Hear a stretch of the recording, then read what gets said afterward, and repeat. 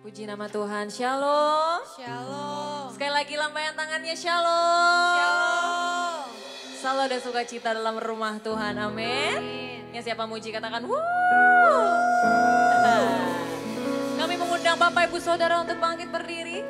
Sama-sama kita akan berdoa Bapa kami. Mari sama-sama, Bapa kami yang di sorga, dikuduskanlah namamu. Datanglah kerajaanmu, jadilah kehendakmu. Di bumi seperti di sorga. Berikanlah kami pada hari ini makanan kami yang secukupnya. Dan ampunilah kesalahan kami seperti kami juga mengampuni orang yang berbuat salah kepada kami. Dan janganlah membawa kami ke dalam pencobaan, tetapi lepaskanlah kami daripada yang jahat. Karena engkaulah yang mempunyai kerajaan dan kuasa dan kemuliaan sampai selama-lamanya. Amin. Nanti tepuk tangan yang terbaik bagi Tuhan. Yes Lord Jesus. Sekali lagi mari kita tundukkan kepala, kita berdoa. Bapa dalam surga, Bapa yang kami panggil kenal dalam nama Tuhan Yesus. Kami tahu Tuhan Engkau Tuhan yang sanggup melakukan segala perkara dalam hidup kami ya Bapa. Kami cakap melakukan segala perkara karena Engkau bersama dengan kami. Ketika kami datang dengan pergumulan, kami pulang dengan jawaban. Kami percaya Tuhan hadirat-Mu hadir di tengah-tengah setiap kami. Kami percaya kami diubahkan, kami dijamah karena Roh Kudus tinggal dalam hidup kami. Hati kami dalam ruangan ini Tuhan. Biarlah hadirat-Mu Bapa yang mengubah setiap kami. Di dalam nama Tuhan Yesus sama-sama kita katakan amin. Silakan duduk kembali Bapak Ibu Saudara yang terkasih.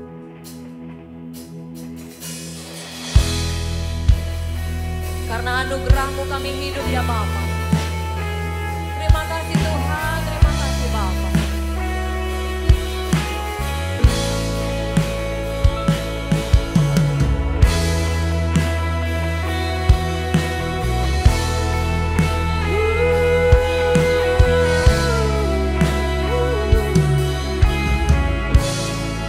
Sama-sama nyatakan.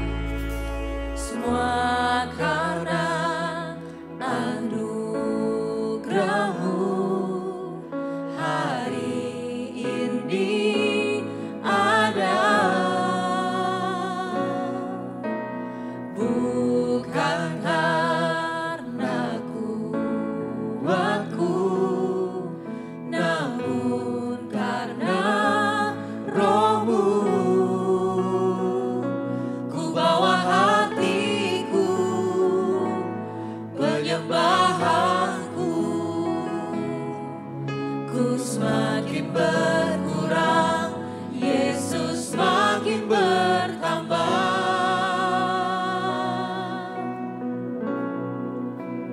Mengikut Yesus, itulah kesukaan hatiku.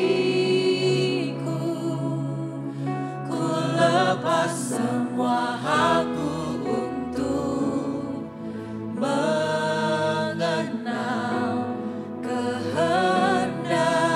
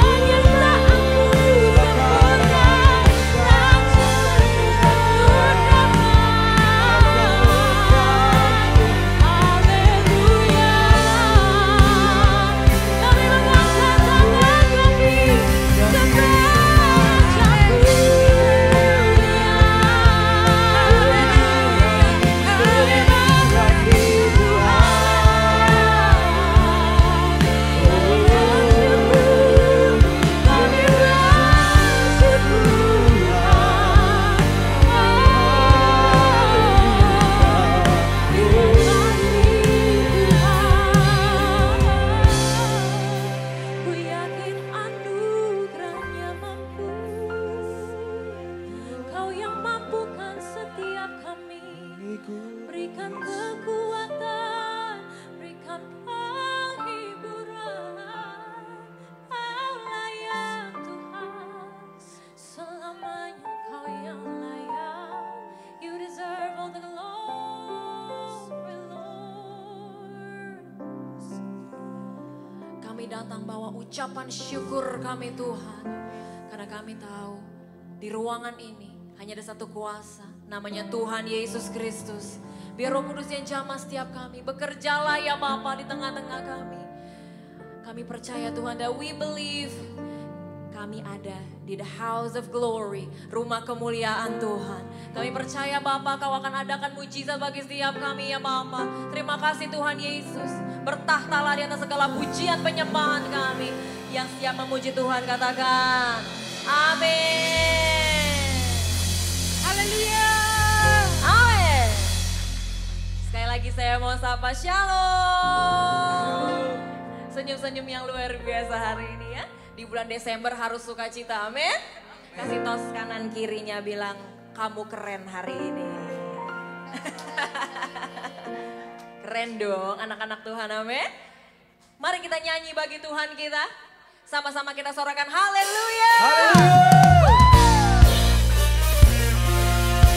Mari tepuk tangan bagi Tuhan Yesus. Hey!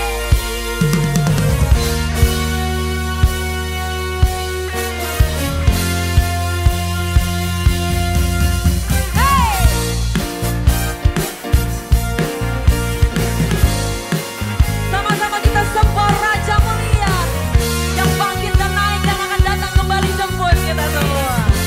Sama-sama kita nyanyi.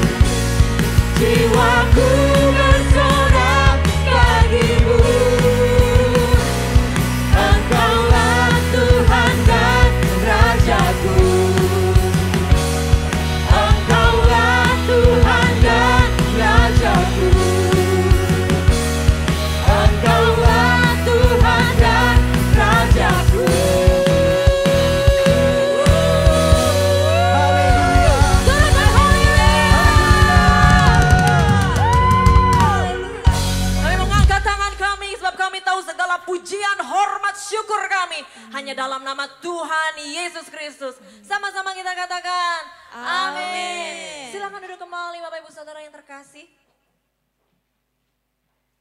Semuanya pasti excited kalau mau memberi buat Tuhan, amin. Sama-sama kita persiapkan persembahan kita yang terbaik bagi Allah kita. Selalu menjadi sukacita Natal ya, di bulan Desember yang berbahagia. Kita mau memberi buat Tuhan, menabur buat Tuhan yang terbaik. Mari kita tunduk dalam doa. Bapa dalam surga, terima kasih Tuhan, kami ingin memberi ya Bapa. Biarlah taburan kami juga Tuhan dapat berguna dan impactful for your kingdom only Jesus, untuk kerajaan-Mu Bapa. Berkati tangan-tangan yang memberi, lipat kali gandakan Tuhan. Di dalam nama Tuhan Yesus, sama-sama kita katakan amin. Selamat memberi, Tuhan Yesus memberkati. Bagi Bapak Ibu yang ingin memberikan persembahan dan persepuluhan, dapat mentransfer ke rekening berikut.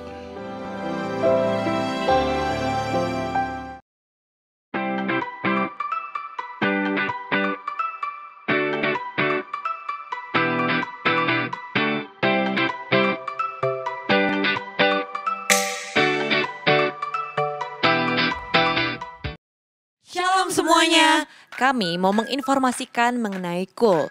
Apa sih KUL itu? KUL merupakan singkatan dari Community of Love, yaitu perkumpulan sekelompok kecil di dalam gereja.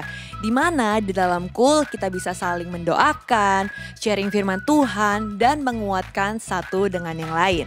Bagi Bapak Ibu yang belum bergabung dalam KUL, dapat menghubungi petugas gereja atau melihat infonya di papan pengumuman.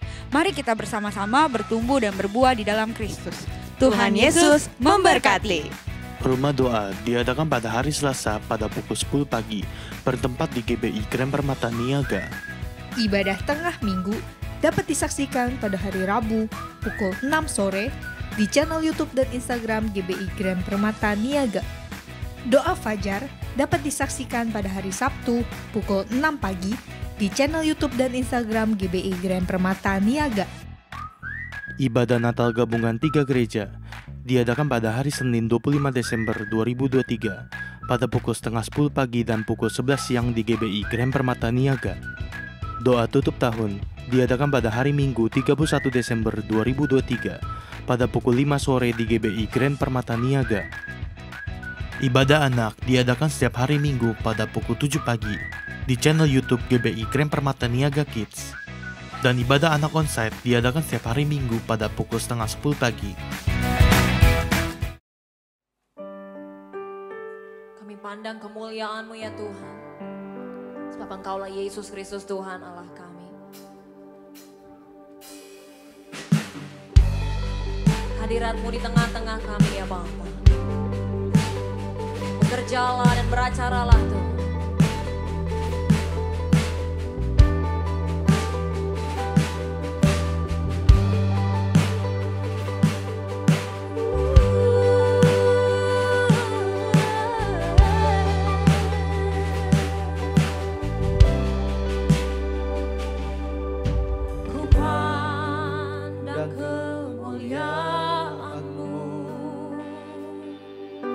Imam besar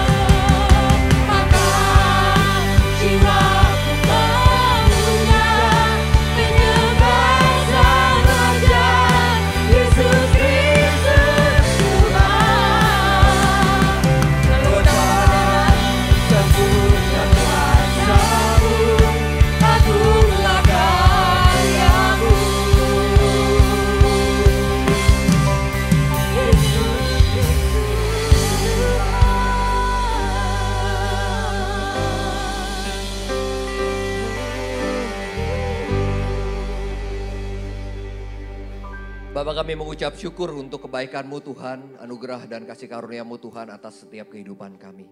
Karena kami percaya Tuhan bahwa pagi ini kalau kami boleh ada di tempat ini, itu juga semua karena anugerah yang Kau berikan Tuhan dalam kehidupan kami. Enggak ada yang kebetulan Tuhan dalam hidup kami. Kami tahu juga Tuhan ini adalah waktu yang terbaik buat kami. Duduk diam di tempat ini Tuhan untuk mendengar apa yang menjadi isi hati-Mu, untuk boleh memuji menyembah bersama dengan setiap umat-Mu Tuhan di tempat ini. Oleh karena itu biar Roh Kudus memampukan, memberikan kami pengertian, agar kami boleh mengerti apa yang Kau kehendaki Tuhan, dari isi firman-Mu Tuhan. Sehingga kami boleh berubah dalam action kami Tuhan. Kami boleh menjadi pribadi sesuai dengan apa yang Kau kehendaki Tuhan. Tujuan-Mu nyata dalam hidup kami ya Bapa. Juga pakai lidah bibir hamba-Mu boleh menyampaikannya dengan kata yang sederhana. Dan sesuai dengan apa yang menjadi kehendak-Mu juga ya Bapa. Kami siap untuk mendengarkan apa yang menjadi isi hati-Mu hanya di dalam satu nama Tuhan Yesus Kristus. Sama-sama kita katakan amin. Silakan duduk Bapak Ibu Saudara sekalian.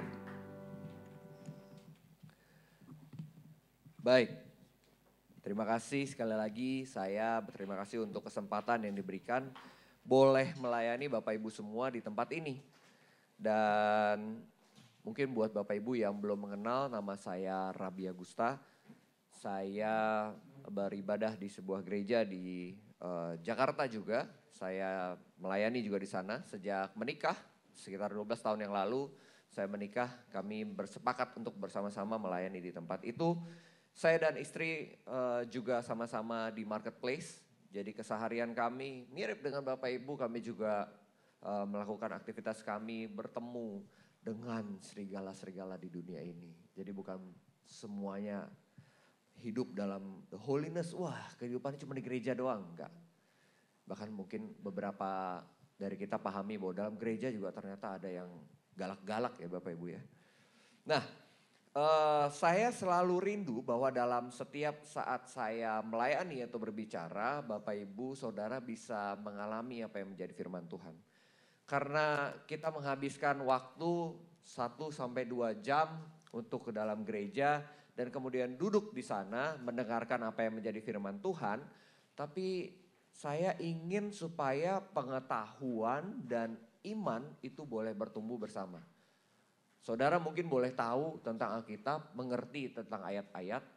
Tapi kalau iman saudara yang timbul dari pendengaran itu tidak mengalami, maka saudara pun akan tidak kuat ketika saudara menghadapi masalah, tantangan dalam kehidupan saudara. Jadi saya rindu tuh supaya Bapak Ibu yang udah spend waktu, udah ada di sini bisa ngalamin firman Tuhan. Bisa benar-benar mendengar sebuah ayat, Allahmu akan memenuhi segala keperluanmu, itu ya dan amin. Karena apa? Karena itu dialami. Wah saya alami, itu saya mengalami itu, saya melewati perjalanan itu bersama dengan Tuhan saya. Ada yang namanya desire for control Bapak Ibu Saudara sekalian. Ada seorang psikologis namanya Jerry Emberger. Dia itu mengatakan bahwa ditulis dalam bukunya tentang namanya desire for control. Bahwa keinginan untuk mengendalikan adalah sebuah ciri yang penting dalam setiap individu.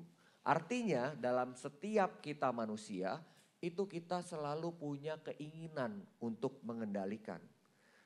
Kita itu pengen percaya bahwa kita bisa memberikan hasil dari apa yang kita rencanakan. Kita pengen percaya bahwa kita bisa menentukan hasil dari semua yang menjadi perencanaan kita. Dan ini berhubungan dengan berbagai macam keputusan. Misalnya memegang remote control, atau mungkin memilih karir, membuka usaha, memutuskan kapan mau menikah, jodoh dan segala macamnya. Jadi ini merupakan hal yang common dari setiap manusia. Kita punya logika kita berpikir sesuai dengan logika kita. Namun sayangnya ada banyak orang yang justru punya keinginan mengendalikan yang terlalu lebih sehingga itu menyebabkan stres. Inilah akarnya. Keinginan untuk mengendalikan hasil dari perencanaan kita yang terlalu berlebihan, di mana kita nggak tahu bahwa ini hal-hal yang tidak bisa kendalikan, ini menimbulkan stres buat kita semua. Jadi ketika kita mengalami masalah, ada hambatan, ada tantangan, ada keputusan yang perlu diambil, kita cenderung untuk ingin apa yang kita rencanakan semua line by line, waktu demi waktu berjalan sesuai dengan keinginan kita. Kita tahu berdoa, kita tahu bersabar, kita tahu berpengharapan, tapi logika kita juga berbicara. Logika kita juga mengendalikan, menentukan hasil dari apa yang kita inginkan. Kita memilih untuk percaya dengan apa yang kita lihat kepada situasi kita ketimbang menunggu dan percaya akan kemuliaan Tuhan dinyatakan.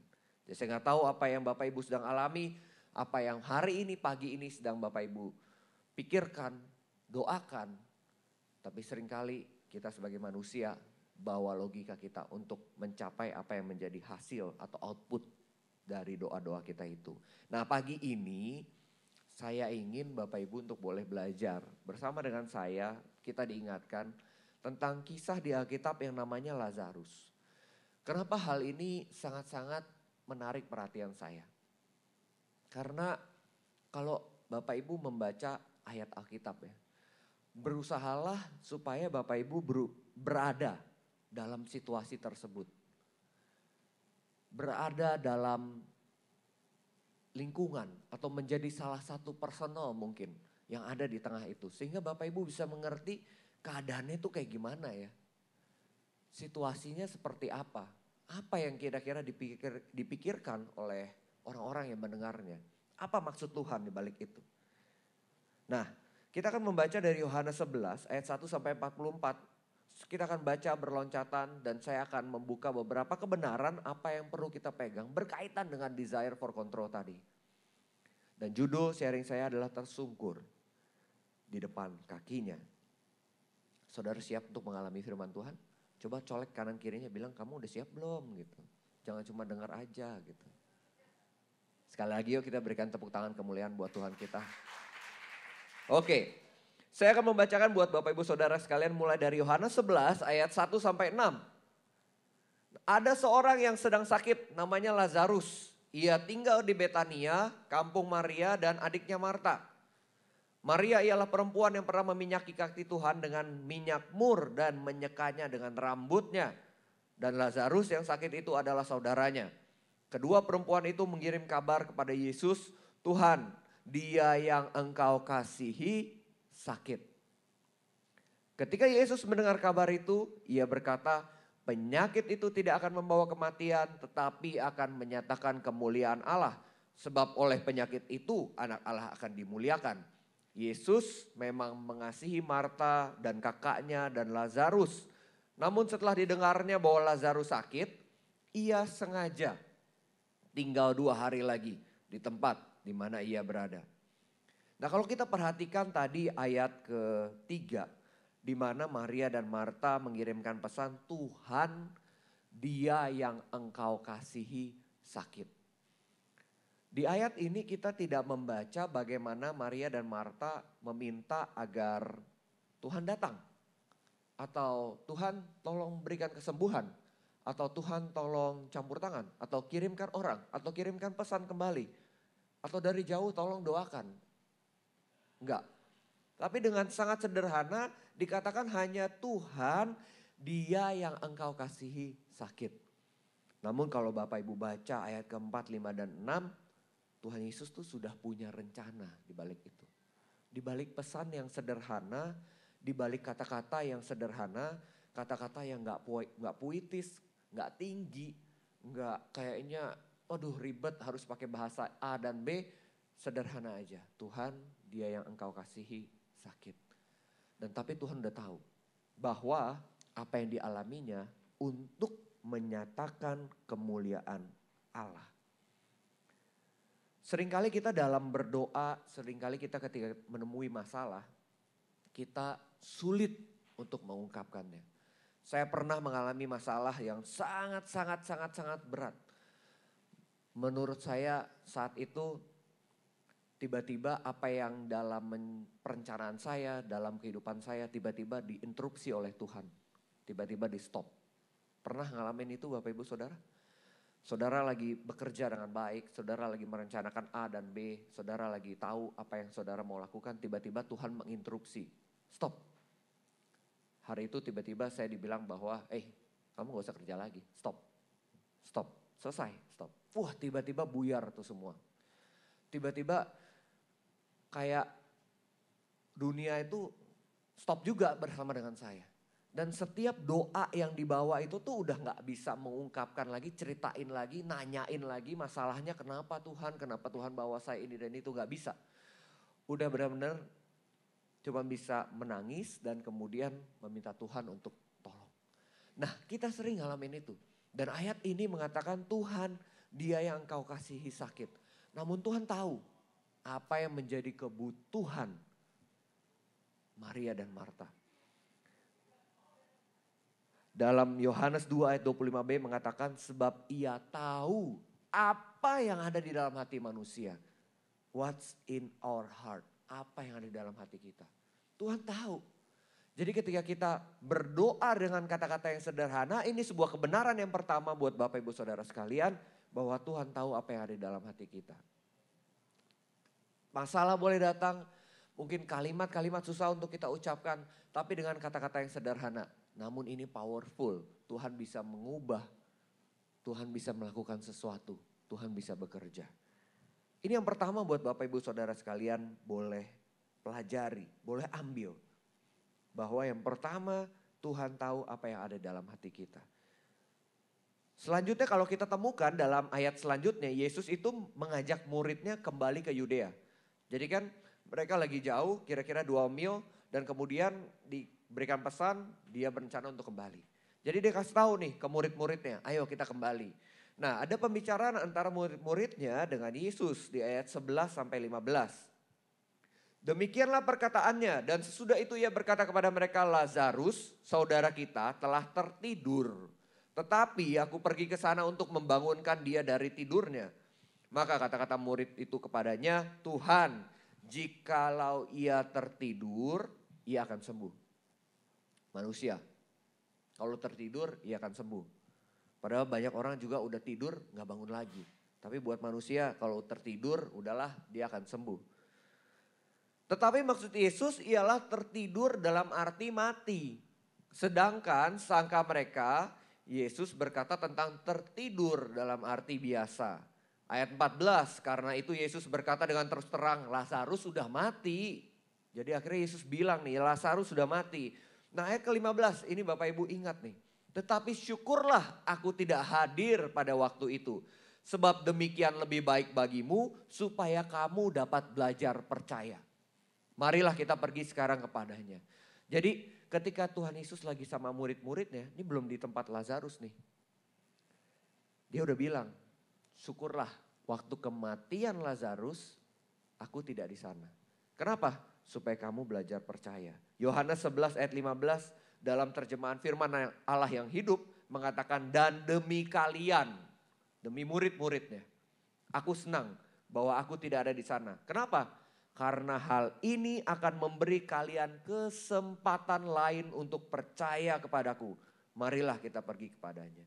Jadi kalau ada penundaan yang Tuhan lakukan, udah doa, ada keputusan mesti diambil, ada tagihan yang harus dibayar, dan ada penundaan dari Tuhan, ini kesempatan buat kita belajar percaya. Tuhan bilang jelas, ini kesempatan lain untuk percaya, untuk belajar percaya. Dan ini baik karena demi kalian. Saya waktu baca ayat ini ya, membayangkan bagaimana jadi Maria dan Marta, membayangkan bagaimana jadi murid-murid. Kalau saudara ada di tengah-tengah lingkungan itu, dan saudara memahami, Lazarus lagi sakit. Katanya ayat itu bilang kan, dituliskan bahwa ini orang-orang yang dikasihi. Bahkan pesannya aja, Tuhan yang engkau kasihi. Berarti Tuhan punya kasih, punya compassion terhadap Lazarus, terhadap Maria dan Marta. Ayatnya mengkonfirm. Tapi kok kenapa malah tinggal 2 hari lagi? Dan kemudian Tuhan malah memberikan pesan, sudah mati. Tapi bagus, supaya kalian belajar percaya. Ada hal yang Tuhan mau ajarkan bahwa penundaan itu adalah hal yang baik buat kita. Tapi secara logika manusia, kita sebagai manusia tidak suka menunda. Bapak Ibu kalau nunggu di ruang tunggu suka nggak? Nggak suka. Apalagi nunggunya nggak jelas. Nunggunya nggak ada nomor antrian. Nunggunya nggak tahu kapan saya akan masuk. Kayak ke dokter misalnya. Kok yang lain bisa 5 menit, yang satu ini setengah jam di dalam belum keluar-keluar. Di ruang tunggu banyak orang yang nggak suka. Sama. Semua penantian, semua nunggu, semua hal yang kayaknya nggak sesuai dengan perencanaan kita, logika kita nggak suka. Tapi apa yang Tuhan ajarkan, dia mengatakan bahwa ini kesempatan lain untuk percaya. Dan ini baik buat kita, ini yang terbaik buat kita. Artinya kalau pertolongan Tuhan itu terasa seperti ditunda, itu yang terbaik. Tuhan tahu yang terbaik. Walaupun logika kita merasa bahwa harusnya sekarang, tagihannya sekarang, harusnya kesembuhan itu datangnya sekarang, harusnya jodohnya datangnya sekarang, harusnya jawaban atas karir saya, pekerjaan saya mau pindah kemana, usaha apa yang saya harus dilakukan, harusnya sekarang. Kenapa? Karena bulan depan saya udah gak ada di kantor ini. Karena bulan depan saya udah gak tahu saya harus makan apa. Karena bulan depan saya udah gak tahu harus gimana. Karena tabungan saya sudah mulai menipis. Harusnya sekarang nih Tuhan. Dengan kata lain, kita mau coba ngatur Tuhan. Kapan dan apa yang harus dilakukan. Itu sering banget. Kita buat rencana, desire for control tadi, tapi kita juga pengen hasilnya sesuai dengan rencananya kita. Nah ini yang Tuhan ajarkan buat setiap kita Bapak Ibu Saudara sekalian. Bahwa yang kedua, waktu Tuhan adalah yang terbaik. Tuhan tahu ini kesempatan lain supaya kita bisa belajar percaya sama Tuhan. Jadi yang pertama tadi Tuhan tahu apa yang dalam hati kita. Yang kedua, waktu Tuhan adalah yang terbaik. Saya dan istri mengalami begitu banyak perjalanan ketika kami setelah selesai menikah. Kita masuk ke dalam pernikahan. Kita melihat begitu banyak campur tangannya Tuhan.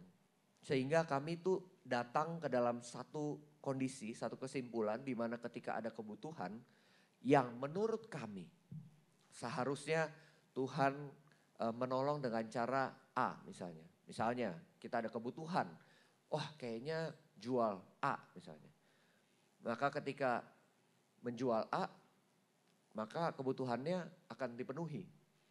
Cuma kadang-kadang kita nunggu. Tapi kali ini, hari-hari ini, atau waktu-waktu ini, atau sekarang saatnya, kalau udah nunggu kayak gitu tuh kita udah tahu bahwa Tuhan tahu yang terbaik. Tuhan tahu kapan nih, waktunya benar-benar deadline, benar-benar menurut keadaan kondisi, bukan menurut saya dan bukan istri saya. Tapi menurut waktu Tuhan udah deadline, emang butuhnya nih kamu di sini nih. Maka A itu akan terjawab, atau ada jawaban lain. Ada jawaban lain. Tapi nggak pernah kami percaya dan kami yakini bahwa Tuhan tuh membawa sampai ke hal-hal yang membuat kami stres atau gimana gitu, nggak pernah. Itu perjalanan, itu kenapa saya bilang sama Bapak Ibu Saudara sekalian, alami firman Tuhan. Nggak bisa kita tahu saja tapi kita nggak pernah ngalamin. Oh saya percaya waktu Tuhan adalah yang terbaik, tapi saya nggak mau masuk dalam penundaan. Oh saya percaya bahwa Tuhan tahu dalam hati saya. Tapi saya gak mau doa mesti sampai kayak susah begitu. Gak mau. Saya mau hidupnya lebih tenang. Dalam proses iman dan pengetahuan saudara bisa bertumbuh. Saya lihat begitu banyak orang saya udah lihat. Itu pasti akan mengalami prosesnya Tuhan dalam hidupnya. Pasti. Tuhan pasti akan bawa. Ada yang lembah-lembah yang Bapak Ibu mesti lewati. Dan itu membuat Bapak Ibu belajar percaya. Nah, kalau kita melanjutkan dalam ayat Alkitab ini. Dari ayat 17 sampai 32. Kita akan menemukan bagaimana Maria dan Marta dan murid-murid juga belajar mengerti logika dan berpikirnya Tuhan, bukan manusia. Bagaimana Tuhan bekerja, bagaimana sikap kita seharusnya sebagai manusia. Yang pertama, di ayat 17, maka ketika Yesus tiba, didapatinya Lazarus telah 4 hari berbaring dalam kubur. Betania terletak dekat Yerusalem, kira-kira 2 mil jauhnya.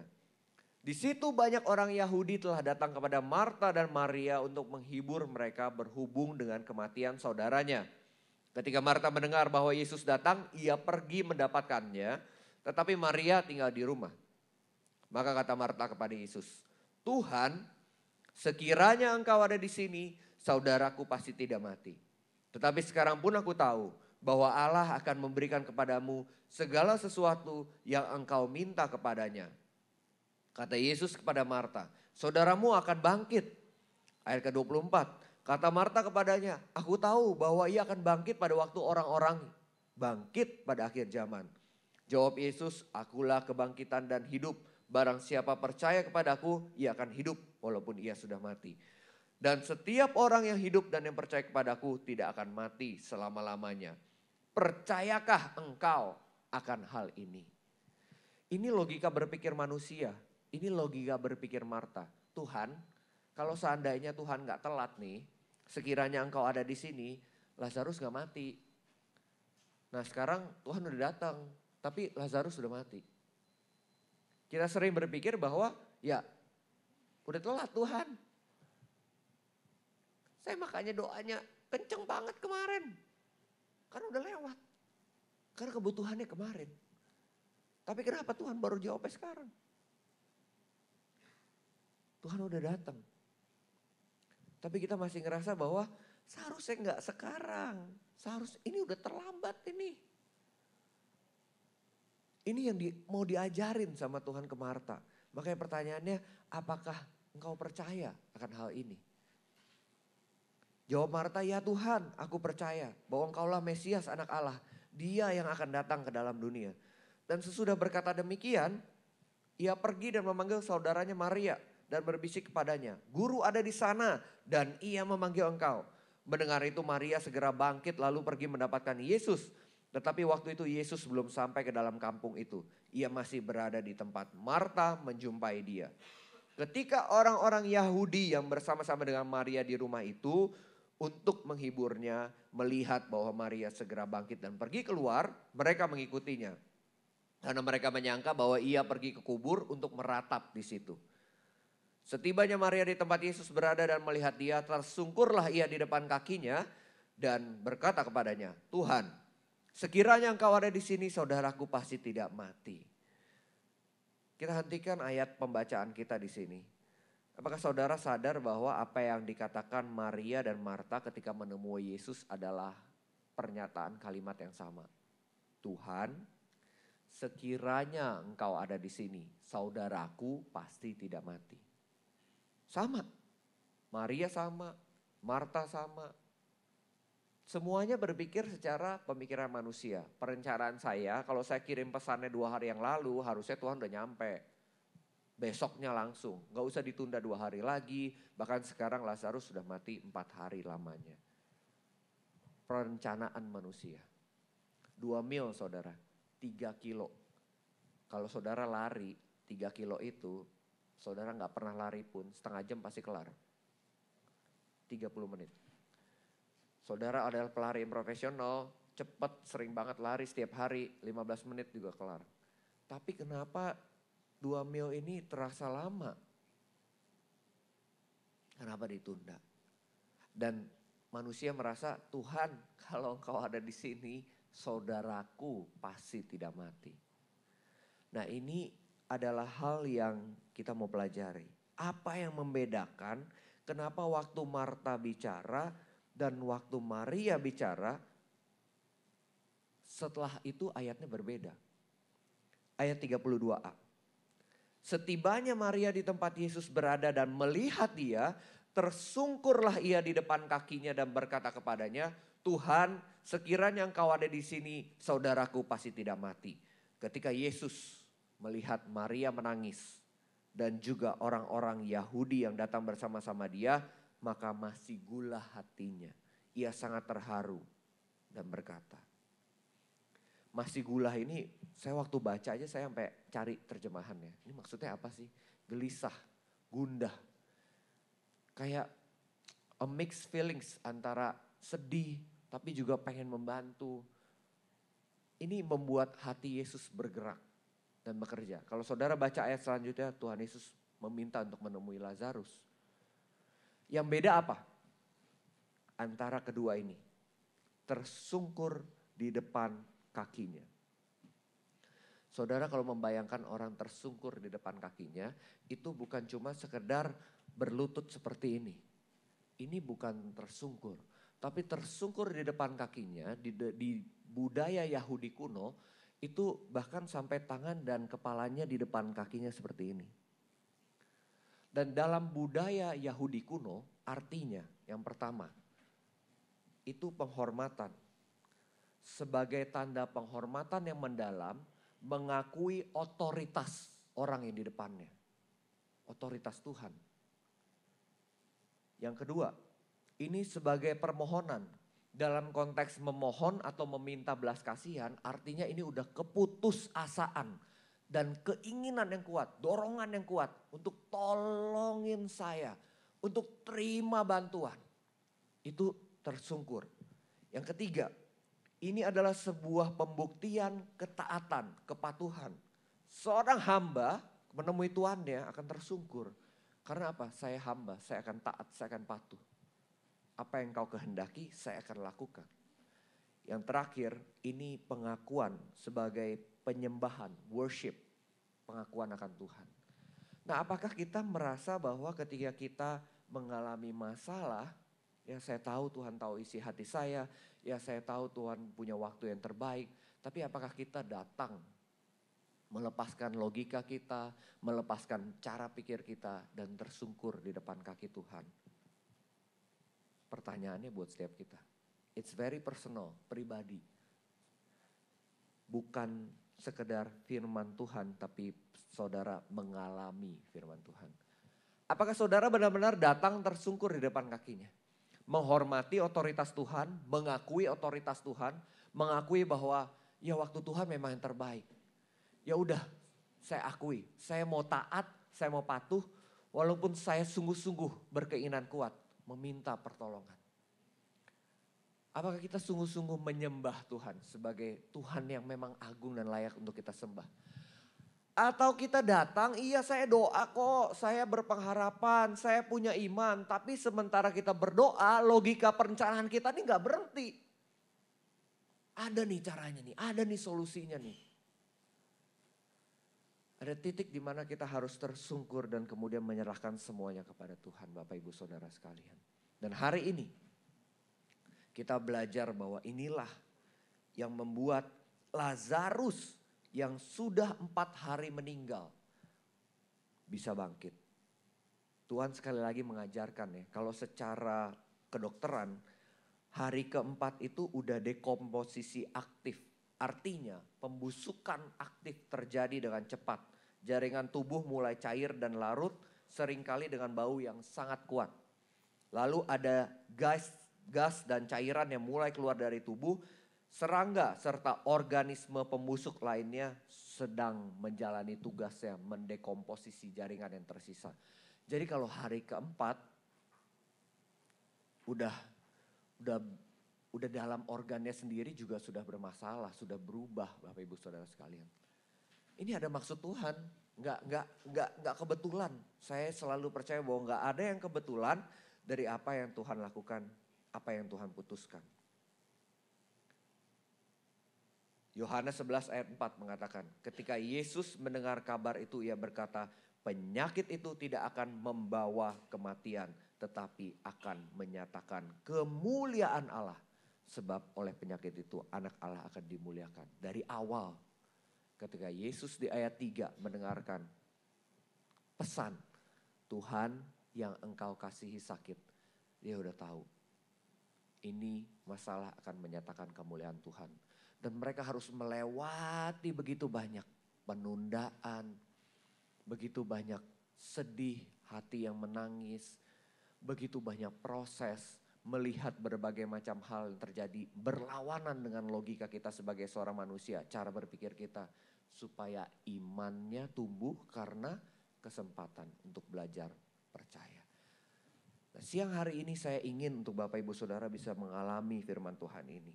Bisa mengerti bahwa kalau Bapak Ibu lagi datang dengan beban, dengan masalah, dengan pergumulan, dengan keputusan yang perlu diambil.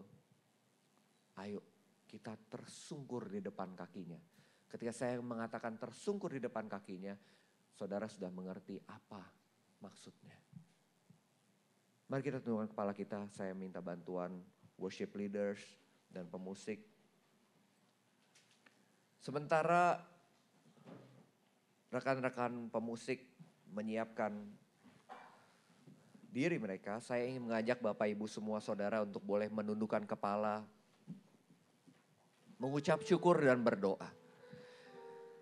Sekali lagi saya nggak tahu apa yang sedang Bapak Ibu saudara alami. Apakah saudara datang dalam keadaan membutuhkan jawaban, ada masalah, ada pergumulan, ada doa-doa yang mungkin sudah tahunan dibawa setiap hari. Biar hari ini kita belajar percaya bahwa Tuhan tahu apa yang menjadi isi hati kita, Tuhan tahu apa yang menjadi kebutuhan kita, Tuhan tahu waktu yang terbaik. Kita mau melepaskan desire for control itu. Ayo bekerja dalam waktu dan prosesnya Tuhan. Dan biarkan kemuliaan Tuhan dinyatakan.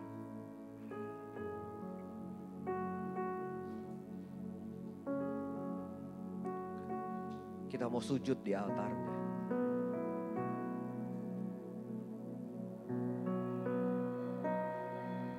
Terima kasih. Hati terasa berat, tak seorang pun mengerti bebanku.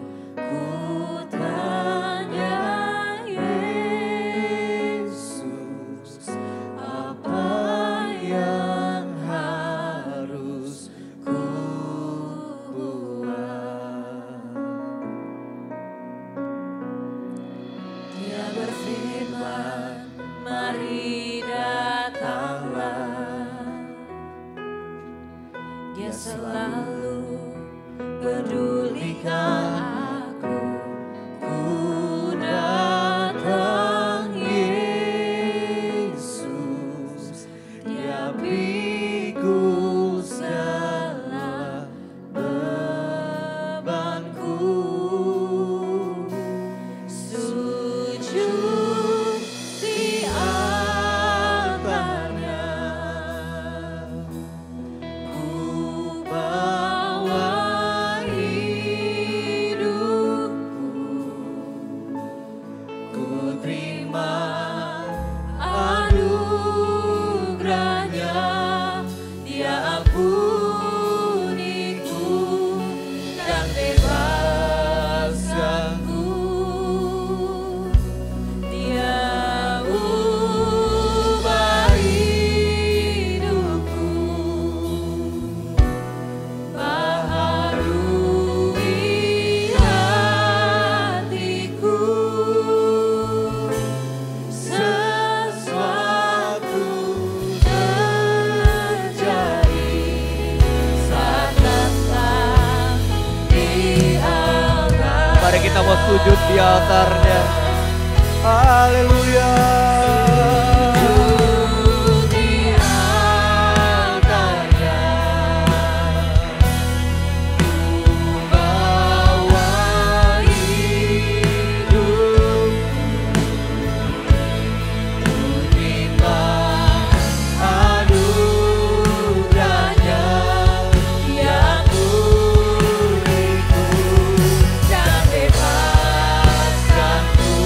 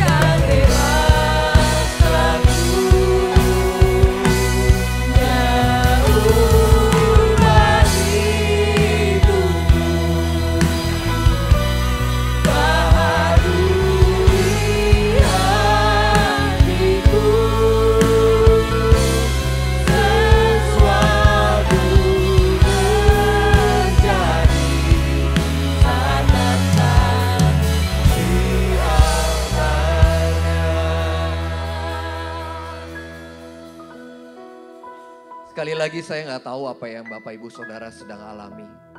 Tapi Tuhan tahu apa yang menjadi isi hatimu. Tuhan tahu apa yang menjadi tangisan kita, apa yang menjadi doa kita. Ia tahu apa yang ada di dalam hati kita. Ambil waktu saudara, jangan sia-siakan kesempatan ini. Tuhan, aku mengakui otoritas-Mu Tuhan. Aku mau mengagungkan Engkau, menyembah Engkau, meninggikan Engkau Tuhan. Ini aku Tuhan, hamba-Mu Tuhan. Aku taat, aku patuh. Untuk setiap penundaan, untuk setiap waktu perencanaan yang Kau kehendaki. Aku mau tersungkur di depan kaki-Mu Tuhan. Menyerahkan kehidupanku, beban, masalah, pergumulan dalam hidupku, dalam tangan-Mu ya Tuhan. Ambil waktu Bapak Ibu Saudara sekalian. Ini waktu pribadi dengan pribadi. Dan saya percaya Roh Kudus ada di tengah setiap kita. Siap untuk melawat, memberikan penghiburan, kekuatan, memampukan setiap kita untuk boleh mengalami firman Tuhan ini. Terima kasih Tuhan. Terima kasih Bapak. Mari saya undang Bapak Ibu untuk boleh bangkit berdiri. Sujud di altarnya. Mari agungkan Tuhan, angkat tangan kita. Ku bawa hidupku, ku terima anugerahnya.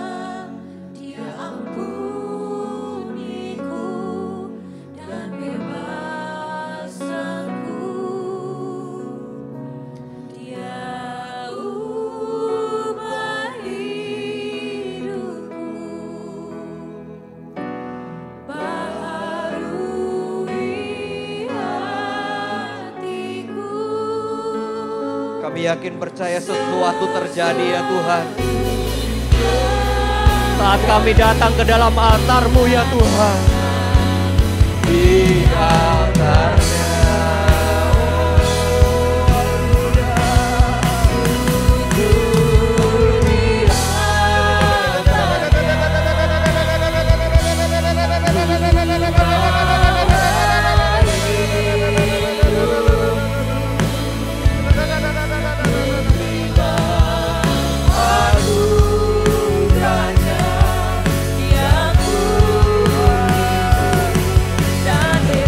Amin.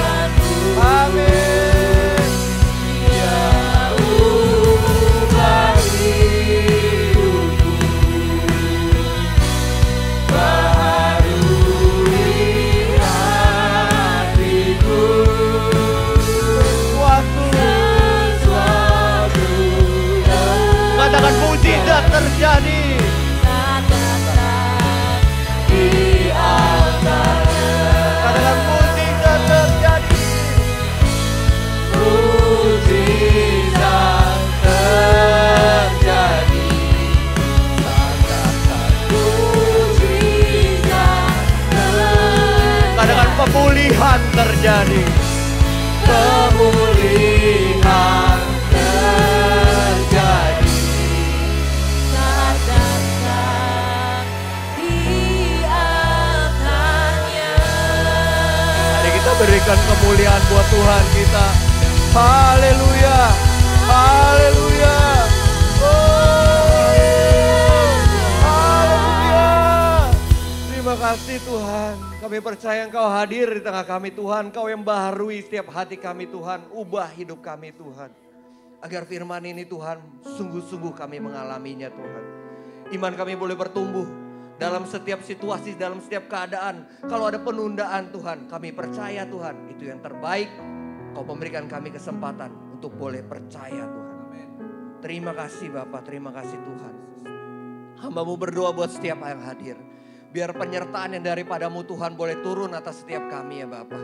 menyertai setiap langkah dan jalan kami Tuhan. Kalau ada keputusan yang perlu dibuat, ada hikmat yang daripadamu Tuhan. Kalau ada masalah yang sedang dialami, Roh Kudus memberikan kekuatan, memampukan dan menghibur Tuhan. Sehingga kami boleh menjalaninya Tuhan dengan penuh ucapan syukur dan sukacita. Dan kalau sebentar kami hendak pulang Tuhan, kami mau mengangkat tangan kami dan menerima berkat anugerah dari Allah Bapa di surga. Serta cinta kasih daripada anaknya yang tunggal, Tuhan Yesus Kristus.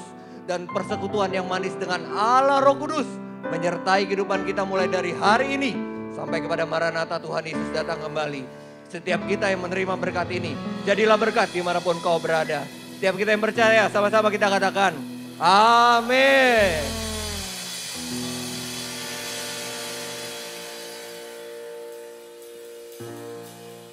Ibadah telah selesai. Tuhan Yesus memberkati.